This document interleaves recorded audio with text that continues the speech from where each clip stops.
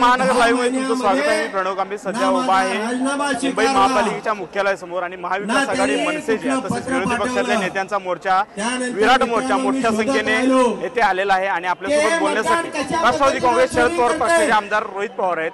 आपण त्यांच्याशी आता बातचीत करणार आहोत। दादा, मोठ्या प्रमाणात लोक जमा झालेले आहेत, तसेच निवडणूक आयोगाच्या विरुद्ध लोकांना रस्त्यावर उतरायला लागतंय, यावर तुमची काय प्रतिक्रिया? हेच कळायला लागेल की इलेक्शन कमिशन स्वायत्त संस्था राहिलेली नाही, भाजपचं एक डिपार्टमेंट झालं असं आपल्याला म्हणावं लागेल। अनेक वेळा आम्हाला ज्या काय अडचणी वाटतात, आम्ही जे काही कागदपत्र आमच्यापर्यंत आलेले आहेत हे इलेक्शन कमिशनला देऊन सुद्धा इलेक्शन कमिशन त्या बाबतीत काही करत नाही। इलेक्शन कमिशनवर आम्ही काय बोललो तर उत्तर भाजप देते, त्यामुळे कुठेतरी इलेक्शन कमिशनवरचा विश्वास हा कमी होत चाललेला आहे। त्यामुळे रस्त्यावर उतरल्याशिवाय आमच्याकडे आता कुठला पर्याय नाही। लोकांना जाण करून देतोय हे 2024 विधानसभेचं इलेक्शन जेव्हा झालं तेव्हा लोकांना समजलंच नाही हे सरकार सत्तेत कसं आलं। कुठं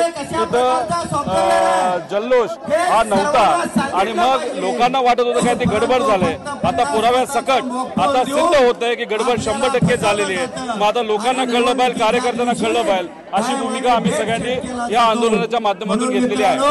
अनेक बैठका पार पडल्या इलेक्शन कमिशन सोबत, मात्र त्यातून काही निष्पन्न झालं नाही।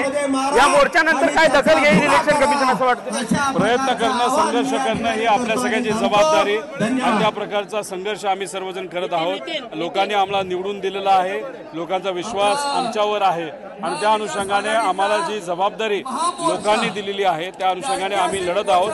जे काम करायचे ते प्रामाणिकपणे करत आहोत। शेवटचा एक प्रश्न दादा, भाजपतर्फे देखील आज मूक आंदोलन सुरू केलेलं आहे, या मोर्चाच्या विरोधात त्यावर तुमची काय प्रतिक्रिया? मूक म्हणजे बोलायचं नाही, ते काहीच बोलू शकत नाही, म्हणून त्या प्रकारचं त्यांना त्या ठिकाणी मूक मोर्चा काढावा लागतो। धन्यवाद दादा। तर हे होते आमदार रोहित पवार।